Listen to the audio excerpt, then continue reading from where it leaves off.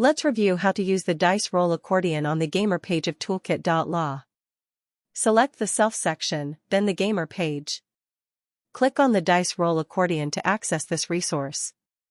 You'll see a drop-down menu where you can select your dice. Once selected, click the equals icon to roll and generate your random result. You can also share your outcome. You can use this tool in mock trials, team exercises, or fair selections. Toolkit.law's dice roll tool combines simplicity with fairness, making decisions smarter, faster, and more engaging for legal professionals. Gamification is increasingly recognized in the legal field for its ability to enhance focus, reduce stress, and stimulate analytical thinking.